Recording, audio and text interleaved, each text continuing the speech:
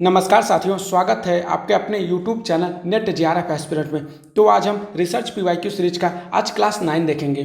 इस क्लास में 161 से लेकर 180 क्वेश्चन को सॉल्व किया जाएगा, मतलब 20 क्वेश्चन को डेली सॉल्व किया जाएगा। इस क्वेश्चन को जो पहला क्वेश्चन है, शोध प्रक्रिया में निम्नलिखित चरणों के सही क्रम को पहचानें। यहाँ पे क्या बोला है कि रिसर्च स्टेप को पहचानना है, स्टेप इन और रिसर्च प्रोसेस, ये ध्यान रखना। तो रिसर्च स्टेप को कैसे पहचानें, यहाँ पे आप लोग ध्यान देना कि सबसे पहले हम रिसर्च स्टेप में क्या पढ़े थे, मतलब प्रॉब्लम आपके पास एक होना चाहिए, मतलब एक टॉपिक होना चाहिए। तो सबसे पहले हम समस्या को चयन करेंगे।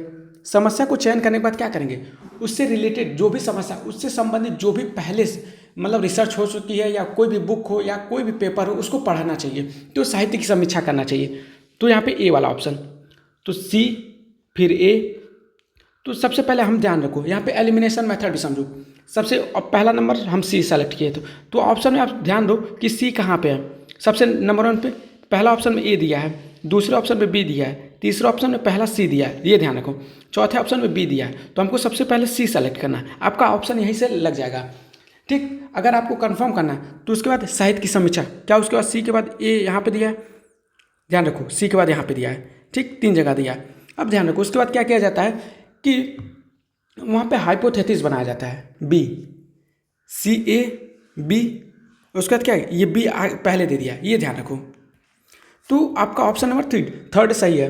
अब यहाँ पे समझा देते हैं। सबसे पहले आपको समस्या का चयन करना है, फिर साहित्य की समीक्षा करना है, फिर उसके बाद क्या करना है, परिकल्पना बनाना है, मतलब हाइपोथेसिस बनाना है। अब ध्यान रखो, उसके बाद क्या करो, उसके बाद आप रिसर्च डिजाइन तैयार करो, फिर उसके बाद कलेक्टिंग ऑफ डाटा, फिर डाटा को एनालिसिस करो, उसके बाद रिजल्ट निकालो, मतलब कंक्लूजन निकालो, ये ध्यान रखना। अब आते हैं अपने नेक्स्ट क्वेश्चन 162 नंबर पे। 162। अब इसमें क्या कह रहा है कि मान लीजिए एक शोधकर्ता ने रुचि की आबादी में सभी के नामों को एक सूची बनाई और नमूने में शामिल प्रतिभागियों की सूची प्राप्त करने के लिए हर 10वें नाम, यहाँ पे क्या बोला, हर 10वें नाम, ये ध्यान रखना। 10th name selected every 10th name, इसका कीवर्ड ध्यान रखना आप लोग, का चयन किया जाता है। तो इस प्रकार के नमूने को कहा जाता है। यहाँ पे एक चीज़ ध्यान रखो, यहाँ पे कौन कौन सा ऑप्शन दिया है, कोटा, व्यवस्थित मतलब सिस्टमेटिक, सरल यादृच्छिक मतलब सिंपल रैंडम, और कन्वीनियंस सैम्पलिंग यानी सुविधा नमूनाकरण, ये ध्यान रखो। तो कोटा मतलब क्या होता है, कोई चीज़ फिक्स है उसका स्टडी कर रहे हो, मतलब एक जैसे 70 साल से ऊपर के लोगों का स्टडी करना, तो वो फिक्स हो गया कि 70 साल से ऊपर आप क्या कर रहे हो, स्टडी कर रहे हो, तो उसी को कोटा सैम्पलिंग कहते हैं। सिस्टमेटिक में क्या होता है, मान लो ये एक एग्जाम्पल देना आपको, ये लाइन है, यहाँ पे 1 2 3 4 5 6 7 8 9 10 11 12 13 14 15 16 17, ठीक, ये 17। हम इस 17 नंबर में कोई भी एक नंबर रैंडमली सेलेक्ट करेंगे। तो मान लो हम ये सेलेक्ट कर लें। अब इसके बाद बोले कि हर दूसरा नाम क्या किया जाता है, सेलेक्ट कर रहे हैं हम अपने, पहला दूसरा, ये दूसरा, पहला दूसरा, ये दूसरा, मतलब हर 2 नाम के बाद हम जो भी आएगा सैंपल उसको हम सेलेक्ट कर रहे हैं। ये पहला दूसरा, ये इसको सेलेक्ट कर लिए, पहला दूसरा इसको सेलेक्ट कर लिए, पहला दूसरा इसको सेलेक्ट कर लिए, ये ध्यान रखो। मतलब हमारी यूनिट में अगर इक्वल गैप आ रहा है तो उसी को क्या कहते हैं, मतलब सिस्टमेटिक सैम्पलिंग कहते हैं। तो ऑप्शन सेकंड आपका करेक्ट हो जाएगा। सिंपल रैंडम में क्या होता है कि ये जो 17 लाइन बने, इसमें सेलेक्ट होने के चांस इक्वल होते हैं, इन सभी को सेलेक्ट होने के चांस क्या इक्वल है, मतलब समान अवसर प्राप्त होते हैं, ये ध्यान रखना। और जो कन्वीनियंस होता है, सुविधाजनक है, इसमें क्या होता है कि शोधकर्ता अपने अनुसार क्या करता है, मतलब सैंपल को सेलेक्ट करता है, ये ध्यान रखना आप लोग। व्यवस्थित में क्या होता है, इंटरवल या इक्वल गैप होता है, इक्वल गैप, इक्वल गैप, यहाँ पे ध्यान रखना गैप है। सरल यादृच्छिक में इक्वल चांस है, सेलेक्ट होने की इक्वल चांस, इक्वल चांस मतलब समान अवसर। सुविधा में क्या होता है, हाँ, कन्वीनियंस को किस किस नाम से जानते हैं, कन्वीनियंस को हफाजत के नाम से जानते हैं, और किसके नाम से जानते हैं, एक्सीडेंटल के नाम से जानते हैं। एक्सीडेंटल सैम्पलिंग या हफाजत सैम्पलिंग या कन्वीनियंस सैम्पलिंग, तीनों को एक ही नाम से जानते हैं, ये ध्यान रखना। अब आते हैं अपने नेक्स्ट क्वेश्चन 163 नंबर पे, 163। अब यहाँ पे ध्यान रखो कि अनोवा क्या कह रहा है, अनोवा अनिवार्य रूप से एकरूपता के लिए डेटा के विभिन्न समूहों के बीच अंतर का परीक्षण की एक प्रक्रिया है। यहाँ पे ध्यान रखो, जो अनोवा होता है, अनोवा को पहले समझो आप, अनोवा क्या होता है। जो अनोवा होता है, पहले एन मतलब क्या होता है, एनालिसिस, एनालिसिस, ओ मतलब ऑफ, वी ए मतलब वेरिएंस, वेरिएंस, इसको एफ टेस्ट भी कहते हैं, एफ टेस्ट, ये ध्यान रखना। एफ टेस्ट, अनोवा को एनालिसिस ऑफ वेरिएंस, ठीक, ये ध्यान रखना आप लोग। एनालिसिस ऑफ वेरिएंस क्या करता है, वो क्या करता है, अलग अलग ग्रुप यानी दो या दो से अधिक ग्रुपों के बीच की तुलना करता है, तो उसी को क्या कहते हैं, वहाँ पे अनोवा का प्रयोग किया जाता है, ये ध्यान रखना। तो अंतर का परीक्षण करने की एक प्रक्रिया, ये बात सही है। अनोवा का उपयोग करके क्या किया जाता है, कोई भी इस बात का अनुमान लगा सकता है, मान लो कोई बीच के मतलब डिफरेंस को पता कर रहा है, तो क्या अनुमान लगा सकता है, नमूने सामान्य माध्य वाली आबादी से लिए गए हैं या नहीं, ये भी बात सही है। तो उससे ये पता किया जा सकता है सामान्य माध्य वाली, मतलब सामान्य माध्य वाली आबादी से लिए गए हैं या नहीं, ये ध्यान रखना। तो both statement first and second is true. मान लो यहाँ पे जैसे सेकंड स्टेटमेंट क्या किया है कि मान लो कोई 3 क्लास है, मान लो 3 क्लास के क्या है, स्टूडेंट है, स्टूडेंट, ठीक, class 1, class A, class B, class C. अब यहाँ पे अनोवा का ही प्रयोग किया है, क्योंकि यहाँ पे दो ग्रुप तो है नहीं, 2 से ज़्यादा जब ग्रुप होगा तो यहाँ पे अनोवा का प्रयोग किया जाए, ये ध्यान रखना। तो अनोवा टेस्ट यहाँ पे क्या हो रहा है, तीनों क्लासेस के जो एवरेज हैं, यहाँ पे तीनों क्लासेस के एवरेज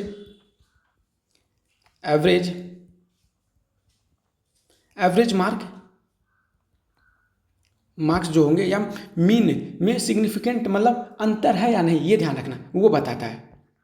अब आता है अपने नेक्स्ट क्वेश्चन 164 नंबर पे, 164 164 नंबर। किसी सम्मेलन में प्रकाशन या प्रस्तुति के लिए कि अन्य विशेषज्ञों द्वारा मूल्यांकन के लिए किए गए एक शोध पत्र को माना जाता है। अब यहाँ पे ध्यान रखो, मान लो कोई रिसर्चर है, ठीक, यहाँ पे समझो आप, इसका आंसर पीयर रिव्यू होगा। अभी बताते हैं इसको कैसे।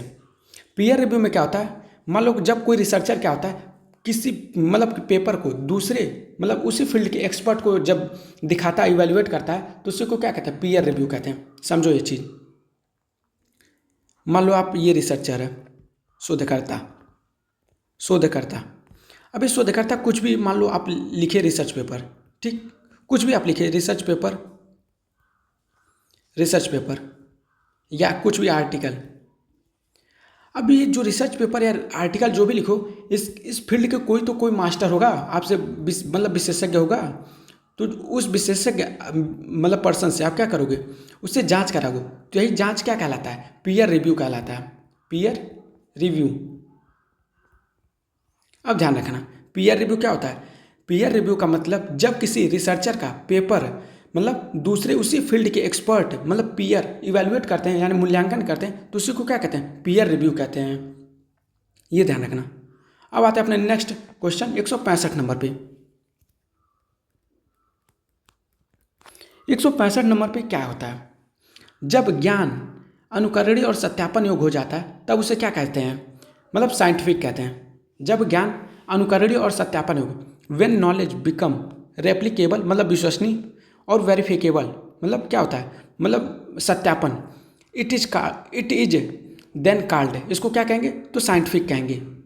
जैसे आप समझो, जब कोई ज्ञान क्या होता है, ऐसा हो जो बार बार दोहराया जाता हो, ठीक, बार बार दोहराया जाता है, तो और जांच कर सत्यापित कर सकते हैं, तो साइंटिफिक मेथड से ही तो सत्यापित किया जाता है, तो इसलिए उसको क्या कहेंगे, साइंटिफिक, ये ध्यान रखना। मतलब साइंटिफिक नॉलेज जो होता है, मतलब वैज्ञानिक नॉलेज जो होता है, हमेशा प्रमाण और लॉजिक पर आधारित होता है, ठीक ना, ये ध्यान रखना।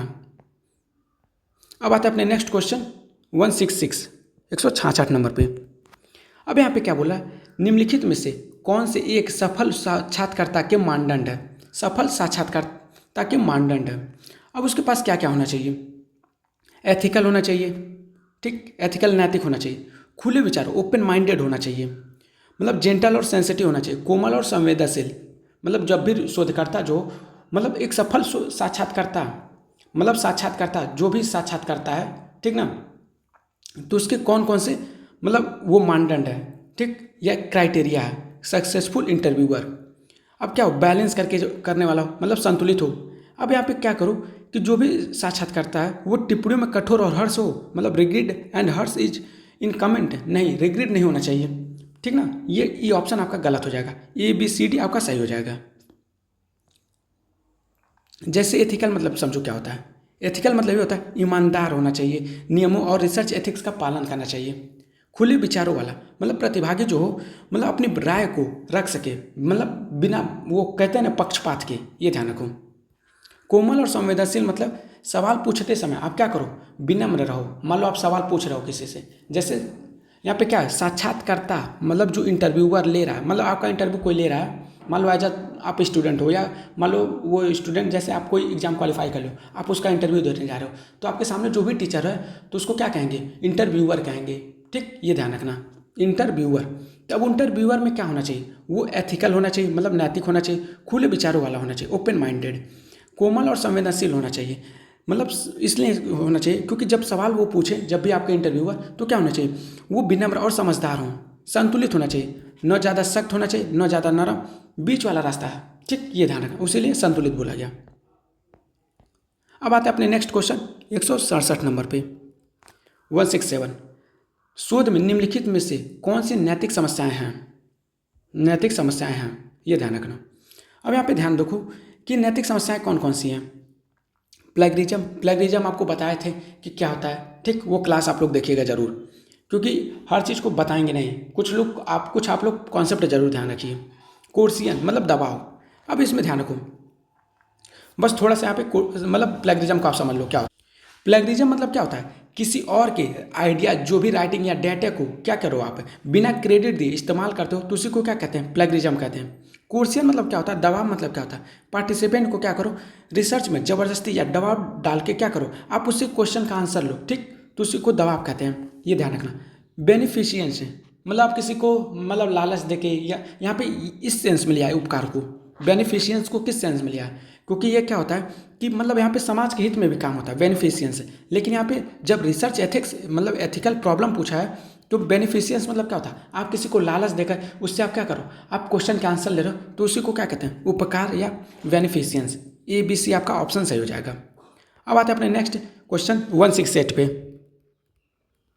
168 क्वेश्चन नंबर क्या कह रहा है, ओपन एंडेड प्रश्नों के लिए, ओपन एंडेड प्रश्नों के लिए उत्तरदाता लंबाई के किसी भी प्रतिबंध के बिना अपने स्वयं के उत्तर प्रस्तुत कर सकते हैं, ये ध्यान रखो। मतलब ओपन एंडेड मतलब क्या होता है, आपको ओपन एंडेड ठीक, open ended question. Open ended question में क्या कहा जाता है कि आप खुल के कुछ भी बोलो, मतलब यहाँ पे ओपन लिखा है ना, आप इसे याद करो कि खुल। ओपन एंडेड में मतलब क्या होता है, मान लो जैसे एक क्वेश्चन है कोई, आप गांधी जी के बारे में लिखिए, गांधी जी के बारे में लिखिए, इसको क्या कहेंगे, ये ओपन एंडेड है प्रश्न। ये जो क्वेश्चन है गांधी जी के बारे में लिखिए या प्रकाश डालिए, प्रकाश डालिए। ठीक, अब इसमें क्या होता है कि आप यहाँ पे कुछ भी लिख सकते हैं, मतलब गांधी जी के बारे में जो भी आप जानते हैं वो क्या कहते हैं, उस चीज़ को पूरा लिख सकते हैं। तो यहाँ पे जो भी देंगे आप आंसर, यहाँ पे क्या लिखा है, बिना प्रतिबंध के बिना क्या करें, अपने स्वयं के उत्तर प्रस्तुत करते हैं, ये बात सही है, ये ध्यान रखना। टेलीस्कोपिंग में स्मृति घटना के सर्वेक्षण अनुसंधान में कोई मुद्दा नहीं है, ये ध्यान। अब यहाँ पे ध्यान दो आप, टेलीस्कोपिंग क्या होता है,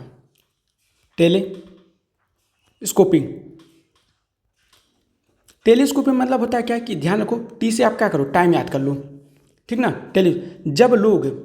जब लोग किसी घटना के समय को, किसी घटना के समय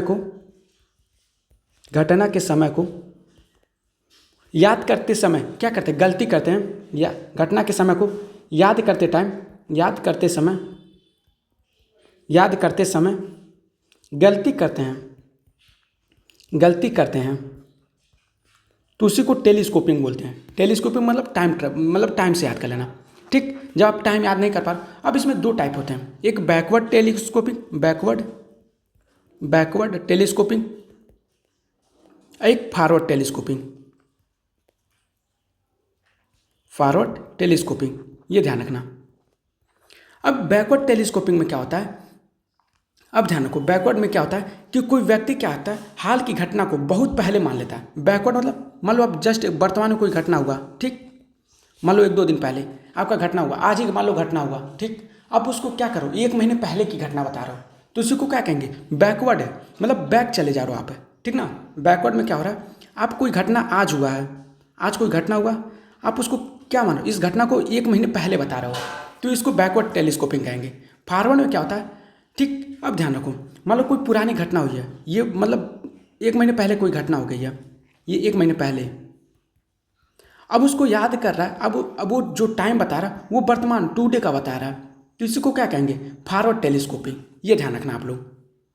अब इसमें क्या पूछा है कि टेलीस्कोपिक की स्मृति घटना सर्वेक्षण के अनुसंधान में कोई मुद्दा नहीं, ये ध्यान रखना, ये गलत होगा।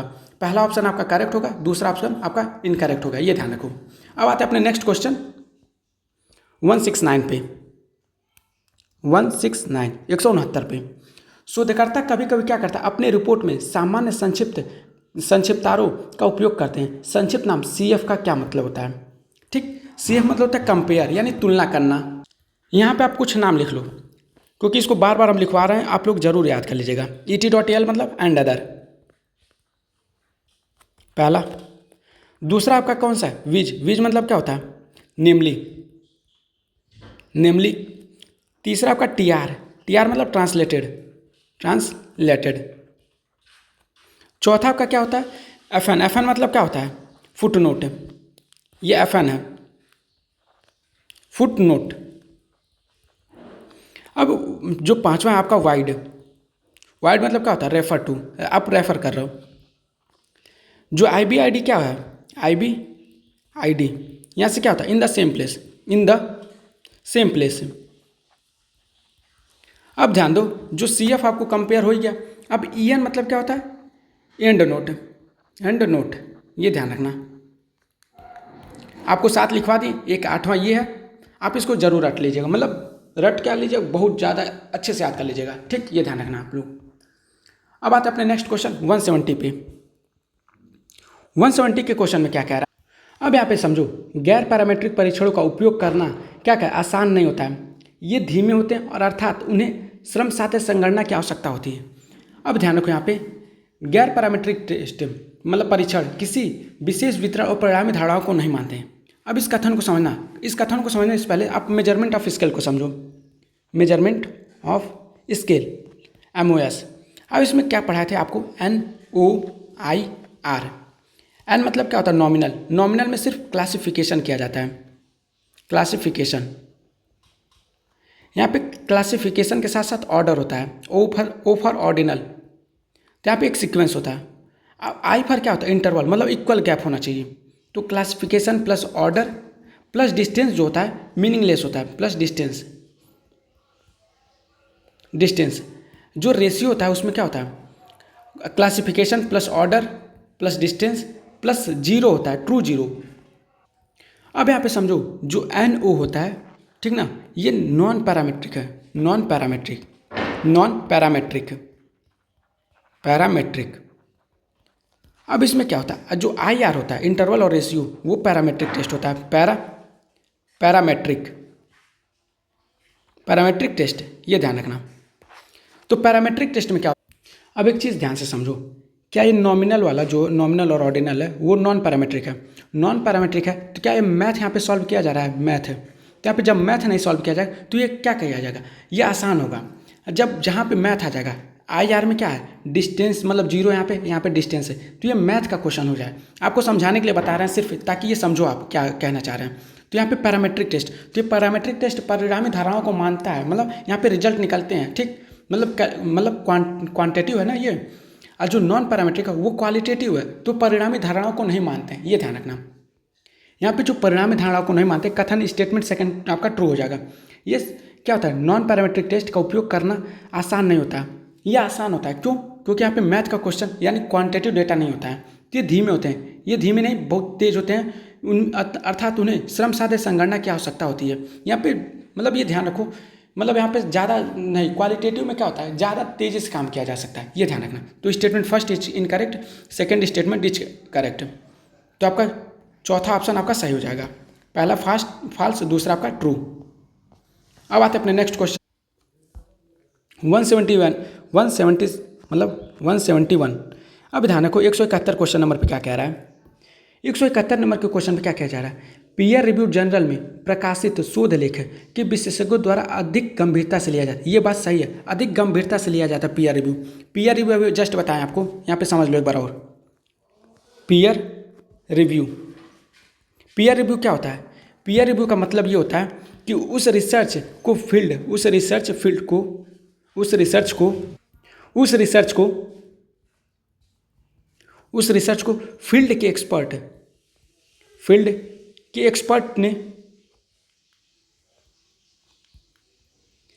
ने क्या किया है, चेक किया है, ये ध्यान रखना, और अप्रूव किया है। अब जो ये अप्रूव किया है, अब ये क्या है आप समझ। तो जो भी मान लो, जैसे आप रिसर्च मान लो पेपर लिख लिए, यहाँ पे अभी जस्ट ऊपर क्वेश्चन बताया रिसर्च पेपर लिख लिए। अब रिसर्च पेपर ये लिखेगा आप, तो उसको क्या किया जाए, आप अपने एक्सपर्ट को दिखा रहे हो, तो ये जो एक्सपर्ट आपका, जो भी आप रिसर्च पेपर, इसके एक्सपर्ट, ये जो है एक्सपर्ट आपका रिसर्च पेपर को जांच कर रहा है, यही जांच क्या कहलाता है, मतलब पीयर रिव्यू कहलाता है। ये जो जांच करेंगे, ये बहुत अधिक गंभीरता से लेंगे आपके रिसर्च पेपर को, ताकि ये आप जो भी गलतियाँ उसको बता सके। जैसे एक आप समझो एग्जाम्पल, जैसे मान लो कोई क्लास 1 में स्टूडेंट पढ़ता है, क्लास 1 में। अब उसके वो मान लो ये क्लास 1 का स्टूडेंट क्या किया, ABCD लिख के ले गया, ठीक। अब ध्यान से समझना है, ये टीचर क्या है, उस एक्सपर्ट है। ये क्या बच्चा क्या किया, अपने टीचर के पास ABCD लिख के गया। अब इसमें जो भी इसमें गलतियाँ थी उसको सुधारा, तो यही टीचर जो क्या इसका जो कॉपी जाँच कर रहा है, इसी को क्या कहेंगे, पीयर रिव्यू कहते हैं। ध्यान से समझना। अब क्या कहता है कि सहकर्मी समीक्षा, मतलब पीयर रिव्यू क्या जर्नल पत्रिकाएं शोध पत्रों को कठोर जांच के अधीन नहीं करती। ये ध्यान रखना, ये कठोर जांच के अधीन करती हैं, क्योंकि उनके उच्च प्रभाव कारक होते हैं। ये ध्यान रखना, कठोर जांच के अधीन होता है, ये ध्यान रखना इस कीवर्ड को। तो जो पहला स्टेटमेंट सही है, दूसरा स्टेटमेंट गलत है। अब आते हैं अपने नेक्स्ट क्वेश्चन 172 पे। 172, यदि आप उन सैद्धांतिक कारणों को समझना चाहते हैं जो शोधकर्ताओं को ऐसे परियोजना का संचालन करने के लिए प्रेरित करते हैं, तो आप उनके शोध लेख को किस खंड को पढ़ेंगे। अब ध्यान रखो, एक एक ऑप्शन को यहाँ पे समझो, क्योंकि ये क्वेश्चन यहाँ से आ चुका है। अब यहाँ पे आप ऑप्शन को समझो। एब्स्ट्रैक्ट मतलब अमूर्त होता है। अमूर्त में क्या किया जाता है कि पूरी रिसर्च का एक छोटा सा भाग होता है। यहाँ पे पूरी रिसर्च का एक छोटा सा भाग होता है, एक छोटा सा भाग होता है, ये ध्यान रखना, भाग होता है। अब क्या किया जाता है, इंट्रोडक्शन में क्या किया जाता है, यहाँ पे रिसर्च जो भी लिखते हो आप, क्यों लिख रहे हो, ठीक। उन्होंने क्या किया कि ये रिसर्च की थ्योरेटिकल बैकग्राउंड क्या है, मतलब पास्ट स्टडी क्या है, मतलब ये प्रॉब्लम क्यों, इंपॉर्टेंट क्यों, इसमें इंट्रोडक्शन में बताया जाता है, ये ध्यान रखना, ठीक। आप रिसर्च क्यों कर रहे हो, थ्योरेटिकल बैकग्राउंड इसका क्या है, आप उसका पास्ट स्टडी क्या कह रहा है, ठीक, ये ध्यान रखना, उसका प्रॉब्लम क्यों है, तो ये इंपॉर्टेंट क्यों है, तो आप ये सब कहाँ बताओगे, आप इंट्रोडक्शन यानी परिचय में बताओगे। डिस्कशन में क्या होता है, आप डिस्कशन का जब क्वेश्चन हम सॉल्व कराए थे PYQ में, तो ध्यान रखना यहाँ पे रिजल्ट की तुलना की जाती थी। जो रिसर्च होता है, मतलब डिस्कशन होता है, जो यहाँ पे रिजल्ट की मीनिंग मतलब इम्प्लीकेशन लिखी जाती है, रिजल्ट को रिजल्ट के साथ तुलना किया जाता है कि ये भविष्य में क्या होगा, आप रिजल्ट का क्या मतलब है, आपका पास्ट स्टडी क्या है, मतलब ये ध्यान रखा जाता है। अब यह ध्यान रखो, रेफरेंस मतलब क्या होता है, यहाँ क्या करो आप दूसरी किताबों या आर्टिकल के सोर्स को दिए जाते हैं, मतलब आप कोई भी चीज़ लिखे हो किसी किताब से, मतलब आप रिसर्च पेपर लिखे हो, ठीक। तो रिसर्च पेपर में जो भी आप मतलब कीवर्ड यूज किए हो, मतलब जो भी लाइन आप यूज किए हो, ये किस किताब से यूज किए हो उसको बताया जाए, तो उसको क्या कहेंगे, रेफरेंस कहेंगे। मतलब यहाँ पे क्या करना हो, साइटेशन दो आप, मतलब आप बता दो कि आप कहाँ से क्या लिखे हो। अब आते हैं अपने नेक्स्ट क्वेश्चन 173 पे। 173 यहाँ पे इंग्लिश में लिखे हैं, यहाँ पे हिंदी में लिखे हैं, ये ध्यान रखना।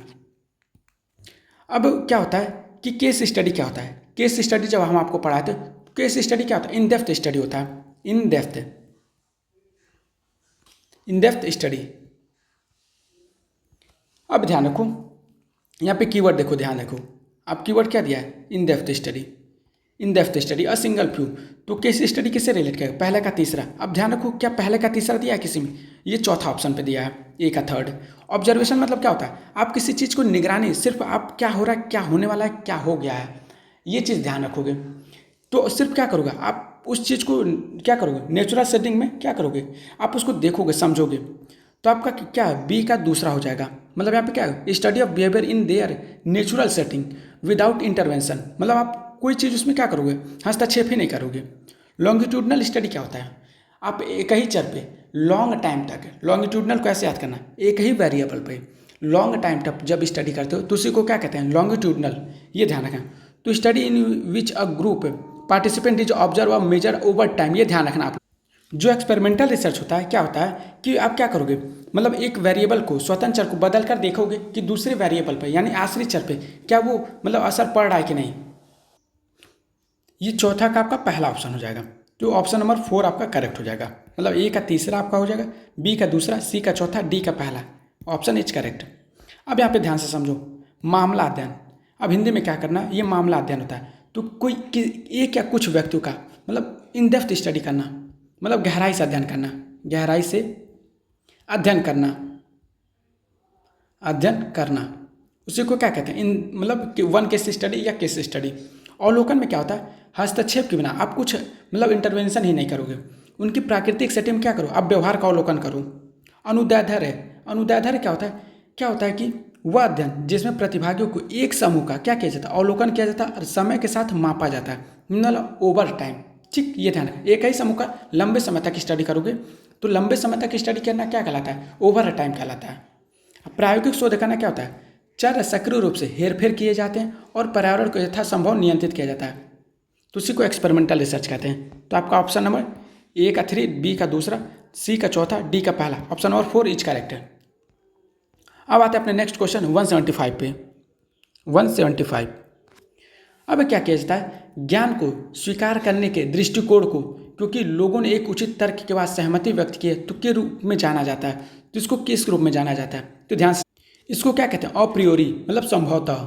अब क्या होता है, इसको समझो, जब हम किसी ज्ञान को मतलब किसी नॉलेज को क्या करते हैं, इसलिए मान लेते हैं क्योंकि लोग तार्किक तर्क देकर उस पर सहमति बना लेते हैं। मान लो कोई लॉजिक, मतलब कोई बात आप कह रहे हो, अब उस बात पे सहमति इसलिए नहीं बन पाई क्योंकि वहाँ पे लॉजिक नहीं है। जब आप लॉजिक दे के उस बात को सहमत करा लेते हो, सभी लोग उस बात को मान लेते हैं, तो उसी को क्या कहते हैं, अप्रियोरी कहते हैं, यानी संभवतः कहते हैं। ये ध्यान रखना आप लोग।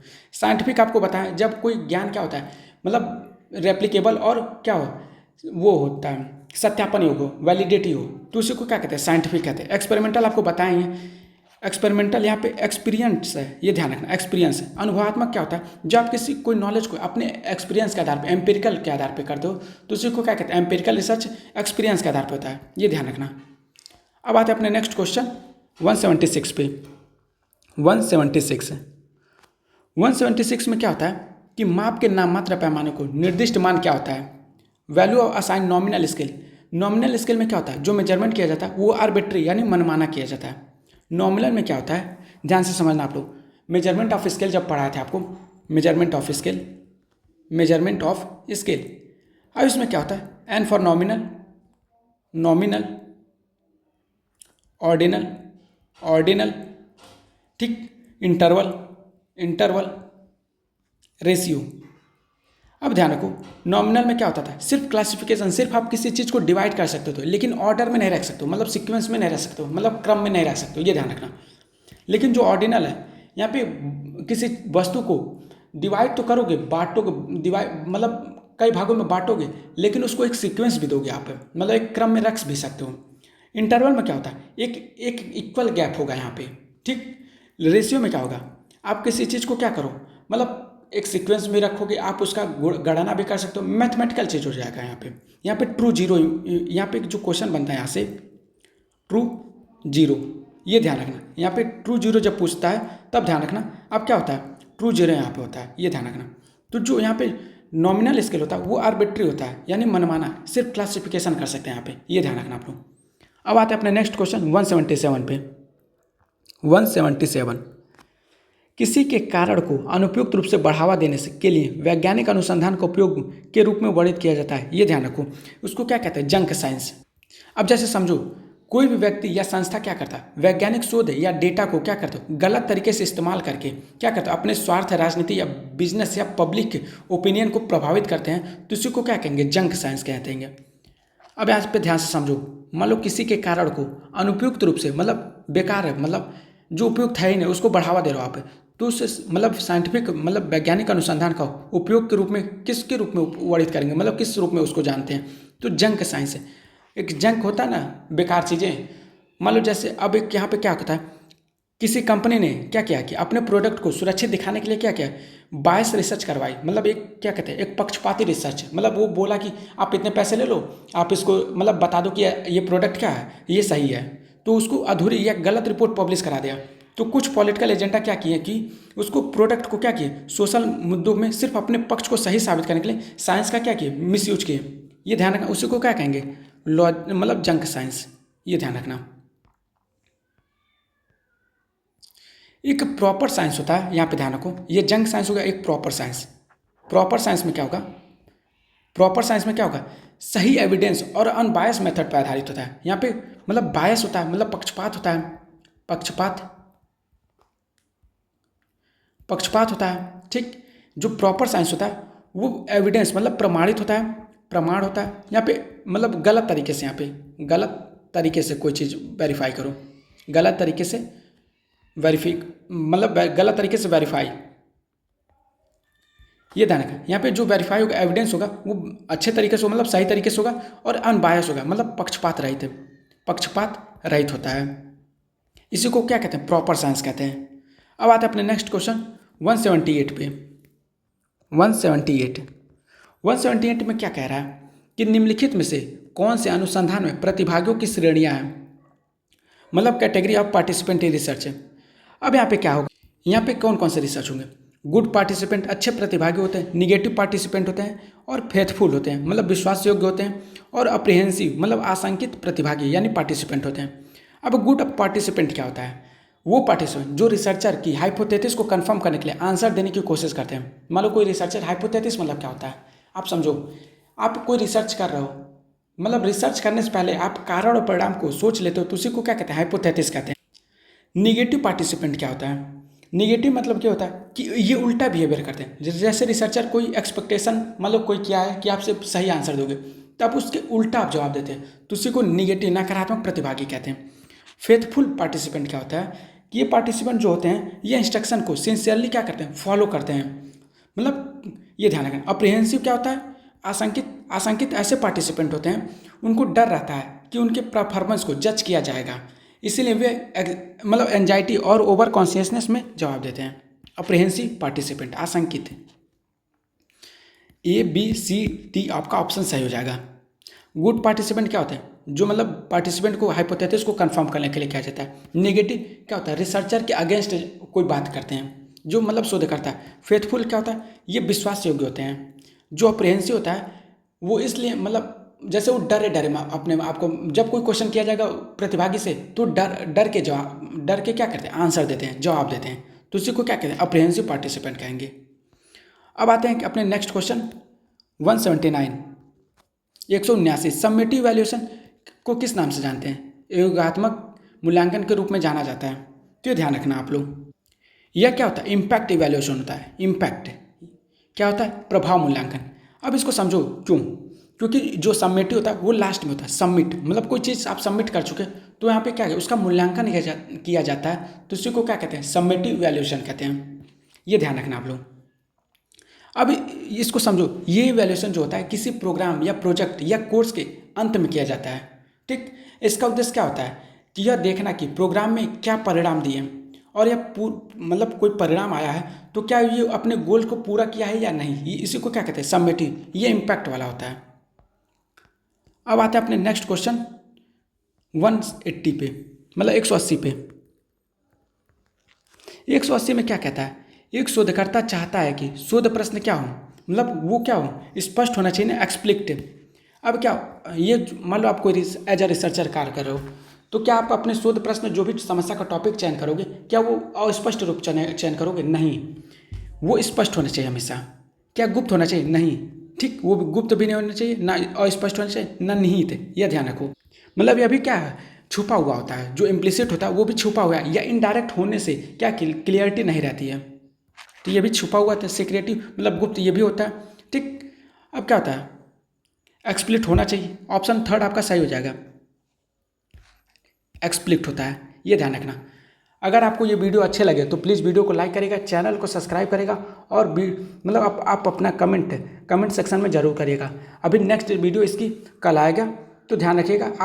आप लोग क्या करिए कि रिसर्च के जितने भी PY को क्लास कराएं उसको प्लीज़ वीडियो को पूरा देखिएगा और अच्छे से सॉल्व कीजिए, क्योंकि यहाँ से क्वेश्चन आपके जरूर बनेंगे, ये ध्यान रखिएगा। धन्यवाद।